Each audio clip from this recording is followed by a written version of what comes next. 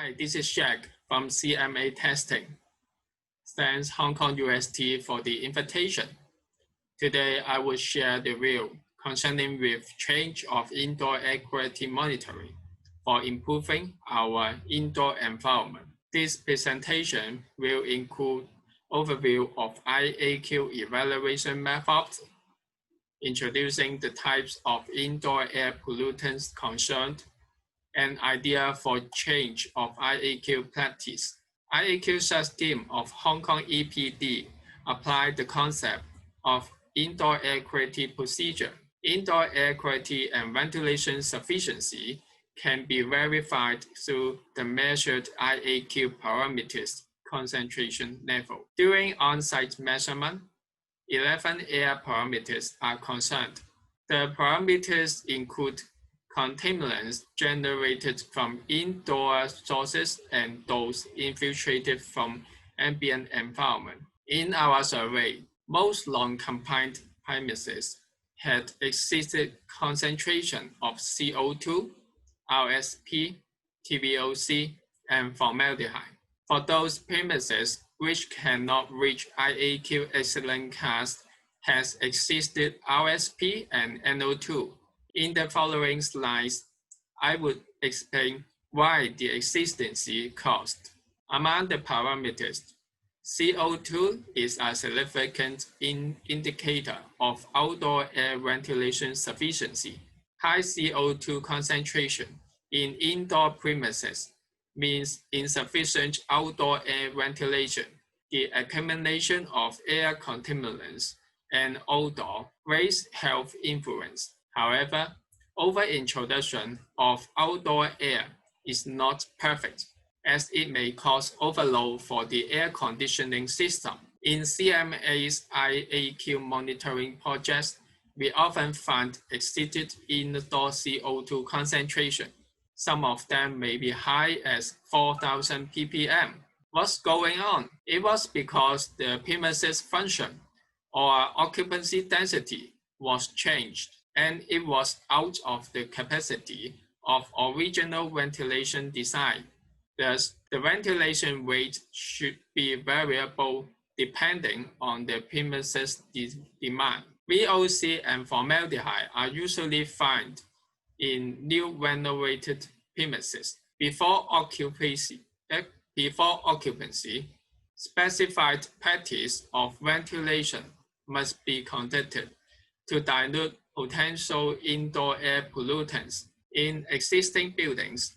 For those premises has existed VOCs and formaldehyde, we find there were improper storage of VOC materials and no exhaust ductwork for the renovation site. To solve this issue, IAQ management plan shall be set up.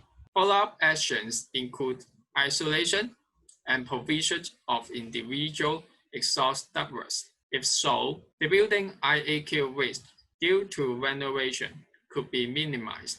In our air quality survey, it was found that indoor RSP concentration fluctuated with ambient condition at over 60% premises. All of them were using traditional aluminum particulate filters, which were not effective.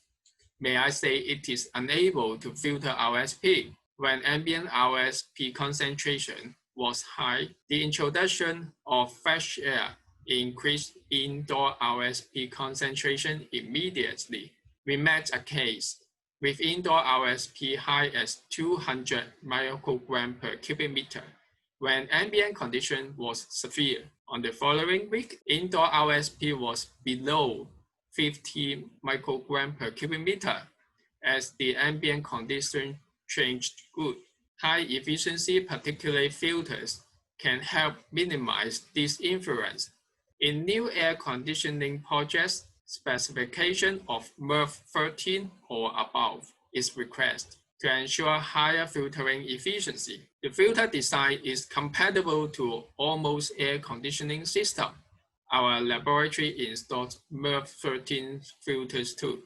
It works that indoor RSP maintained below 20 microgram per cubic meter.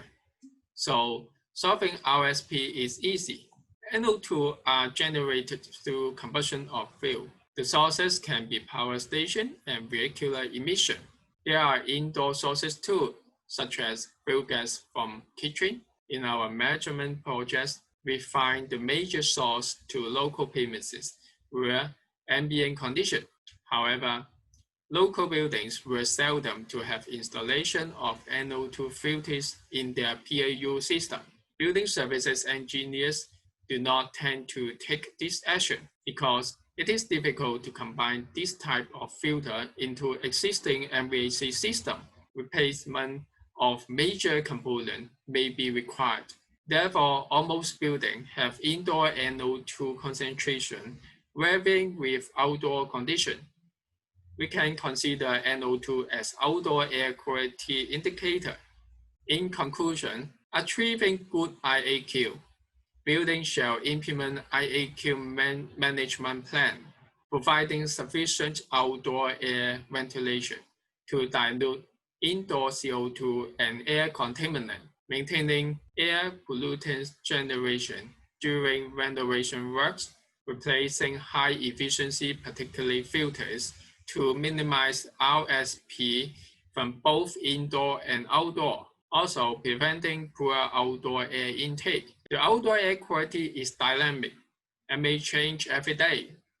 How can we determine the outdoor air intake volume at the same moment, reducing outdoor air pollutants intake? Currently, IAQ measurement is an annually one-off project.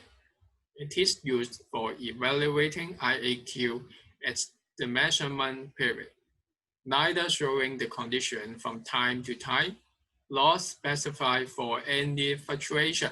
IAQ data is discrete. It cannot help rectifying ventilation system under dynamic ambient environment. This is the point village change. To make it practical, this flow diagram should be considered. Integrating continuous real-time monitors to building management control system shall be considered once the air contaminant concentration was detected existent to IAQ objectives. Logic flow shall notify to address the outdoor ventilation rate. Certainly, additional logic must be further studied for all possible attributes. We can put CO2 sensor at real-time monitoring of indoor air contaminant. The logic system has to determine following action depending on CO2 concentration.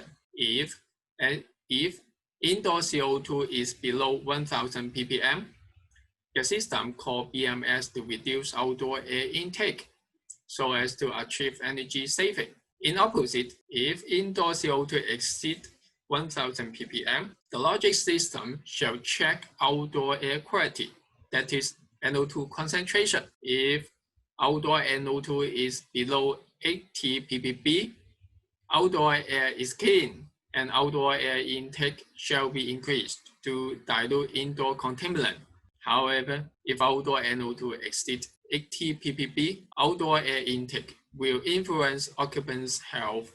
Air pollutant filter shall be applied if available. At the same time, outdoor air intake rate shall be reduced to protect the occupants. So, as you see, integrating the real-time monitoring and BMS control, the logic system can improve our indoor environment from time to time then.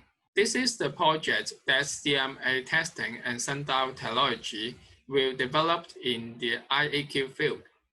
You are welcome to join our study. Here I would like to thank for the support from CMA testing and sundial technology. Thank you.